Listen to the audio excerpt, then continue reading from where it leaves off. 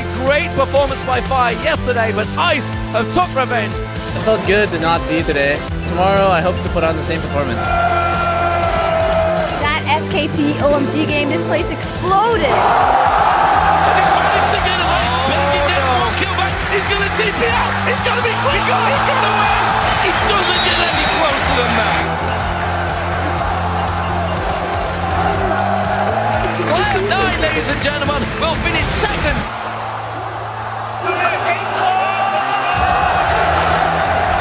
Go for Cyanide, he wants to try and pop him down. Maybe enough, he gets Cyanide down before the power drop. And Fnatic gets through to the semi-finals to face SK Telecom.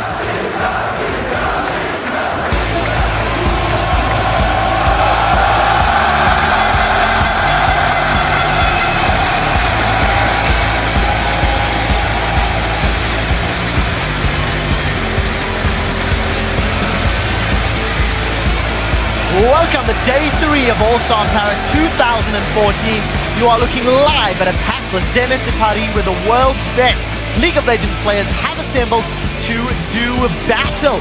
The crowd is looking pumped as we kick off our playoffs. This is the outside of the arena. I love the waves and the energy. Hopefully we keep that up the whole day long. Ribbon, that is phenomenal. Love the cosplay. Keep it up, guys. Cloud9 will be doing battle in the first semi-final of the day. Let's hope they're ready. Fnatic will take place in their batch later. Hello and welcome to our continuing coverage of the All-Star event.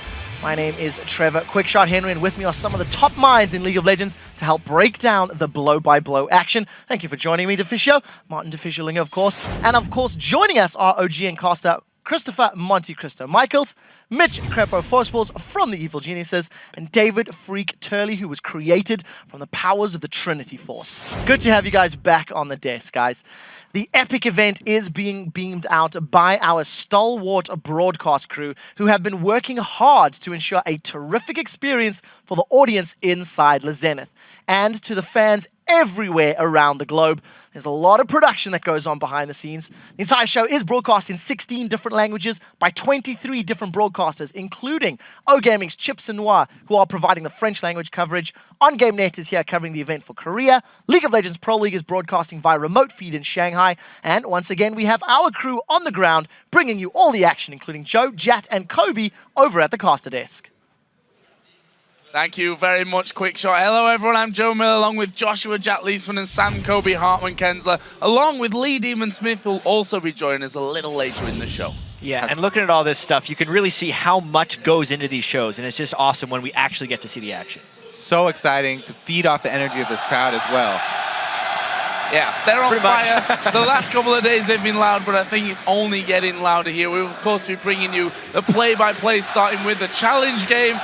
And then our two semi-finals where 4 teams will face off for a shot at becoming a champion here at All-Stars. I think Fnatic's going to be one of those teams, is what the crowd might be on about. That's what they maybe be thinking right now. They've got a long way ahead of them, though. We'll be moving on to those games later. For the inside track on those games, we've got Shock standing by in the interview lounge. Thank you very much, Joe, and hello, everybody. I am Eve, your Shock supporter, and today I'll be bringing you the straight story directly from the players throughout our day of games. But now, let's throw it over to Quickshot and the guys at the analyst desk to catch us up on all the latest news. Thank you very much, Shocks. And our big news heading into today is that SKT T1K is continuing to dominate the competition. And this is even when you consider the team has been underperforming in Korea lately. Now, SKT have secured their place in the second All-Star semi-final series later today. They defeated OMG to take sole possession of the top spot and are currently 4-0. And they'll face off against Fnatic, who took down the Taipei Assassins. Yeah, in our first semi-final series coming up after the challenge game, we do have Cloud9 taking on OMG. And Cloud9 have continued to perform well with Link in the mid lane, and they're just jumping on opportunities in games and punishing teams for their mistakes. And they have to be feeling good since they defeated OMG yesterday to secure the spot in the semis. Yeah, with the 2 semi-finals locked in, it does mean that the Taipei Assassins have been eliminated after they were unable to secure any victories in their games.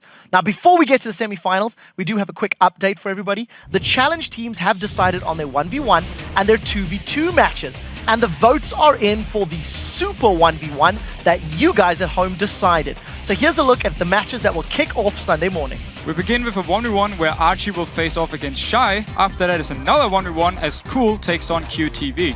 And then a 2v2 between the bromance team of Doublelift and Madlife facing Diamond and Bjergsen. And the All-Star Challenge games will conclude with the super 1v1 match that you pick. It is Froggen versus Wei Xiao. Yeah, definitely looking forward to those individual matchups. So they will take place tomorrow at the start of the day. But today there is a different clash of the challenge teams as they face off in the mode that we're calling Pick 10. Each team will be given a pool of 5 champions that the fans have decided on, and within that champion pool, the teams will then decide who plays what. So for Team Ice, they will be playing Thresh, Vayne, and Nivea, Lucian, and Lee Sin. And then for Team Fire, you vote for Thresh, Ezreal, Zed, Lucian, and Lee Sin. On the line are 2 points for the winners, and with both teams tied up at 2 points each, both will be hungry to take the lead with this game. As we've mentioned, after the challenge game, we will be bringing you those 2 best-of-3 semi-final matchups. The winners will advance and fight for the title of Paris All-Star 2014 champion.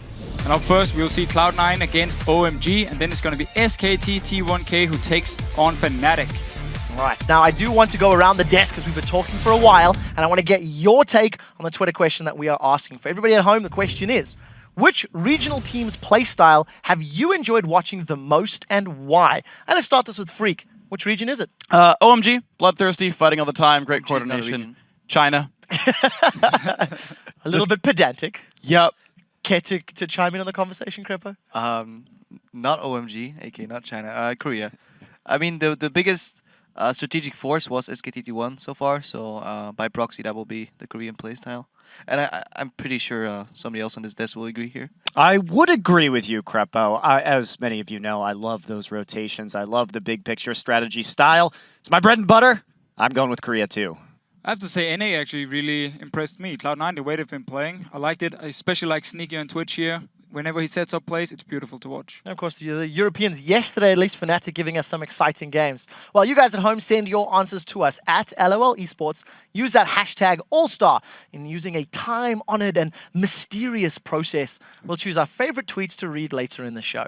Now, we also want you to join in the conversation by offering up your All-Star big plays. Here are some of them from Friday. The first comes from Cloud9 versus OMG. It was at Bave Denvis. He writes, Sneaky and Meteos absolutely demolish OMG around the dragon and come away ahead. Hashtag apple pie. Freak, walk us through this one. So this is basically one of the very big dragon fights where Cloud9 kind of comes in, and it's a great dragon steal, first of all, by Meteos.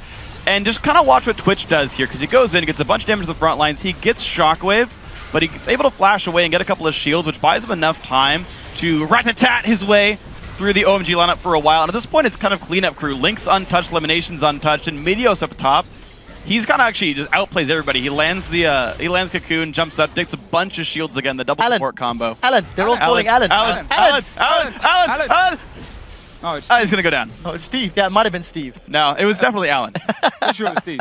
It looked a little racy. It looked a little racy at the beginning, to be fair. Yeah. All right, the next one comes to us from @Harakos. He writes, I think the faker sidesteps in SKT versus the OMG game are just incredibly ridiculous. Monty, you're probably pretty used to seeing these sorts of things. I mean, we've all seen the things Faker does, right? And here he comes in again, gets a good shockwave to start things off, and it's just dodging bouncing bomb after bouncing bomb, and then an entire tidal wave here as well. Coming on in, Alan going to try and hit him, but no, Faker just going to sidestep that and dodge a nice little bubble right there as well. Nice pillar by impact to help protect him, and Faker sadly miscalculates on the flash damage right here, but it's so close on Apomelo. And so greedy. So greedy, Faker. To be fair, I think he dodged 5 bouncing bombs, unless I missed one. So. Okay, so scumbag Faker. Yeah. Anyways, finally, another one comes from SKT. This time it was against Fnatic, and it was at Silky Sam. He writes, 1, kill a smite. 2, steal a Baron. And 3, resume God status. Crepo, on a scale of 1 to 10, how godly is this status? The play itself was probably like a 7. It was a relatively easy. Fnatic helped SKT a little bit. Although this was SKT's only chance to win the game back from our European team. Actually, no. It was actually kind of sad. Fnatic did make the right play here. A lot of people were discrediting him for going for this Baron. I do think going for the Baron was the right play. Having your jungler close to the wall, being able to be ulted on by Zed and just he doesn't even have to shadow into the Baron pit is a little bit of a mistake. I understand why. I mean, we've all made those mistakes. Like, you just want to clear the vision. but that should be done by somebody else. And then everybody in that pit should try to keep the jungler alive as long as they can.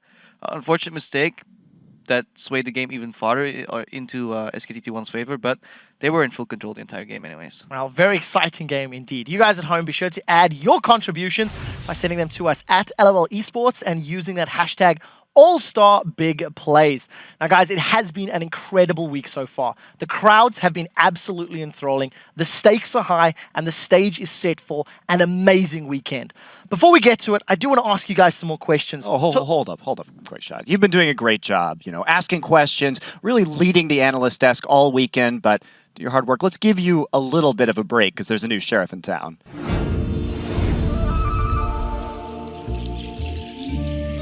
All right, freak. You've backed OMG hard from the beginning, man. Yeah. What do you think they need to correct to come out on top here when everything is said and done in Paris? And to me, honestly, they just have to start actually trying. They started the week out 2-0, and then they knew at day 2 that they would just be able to get out of the group stage no matter what. So against SKT, against Cloud9, they just knew they had it. So they slacked off a little bit, saved their picks, and they've got some stuff prepared. So it's just play their game, and they're fine. Fantastic. Well, let's move on to you, Crepo. You've been wildly fixated on the rotations this whole weekend so far, which it comes as a bit of a surprise to me because I was under the impression that in the Evil Geniuses retirement home for pro gamers, you played more bingo than League of Legends. But that said, what team's map movements have impressed you the most so far? See, now I just don't want to say anything about Korea at all. I can't. No, I feel Cloud9 has probably had really good map movement so far for a non-Korean team. Even in the normal split, they've been really good. So I aspire in my retirement home, known as Evil Geniuses, to one day live up to the level of a CLG with 4 subs. All right, Deficio. What do I got for you? Can the hometown favorites here, Fnatic, we've heard the crowd chants for them. They've been really adamant about the European team getting a win here. Can they shock the world champions and 8th best team in Korea today to pull off an upset?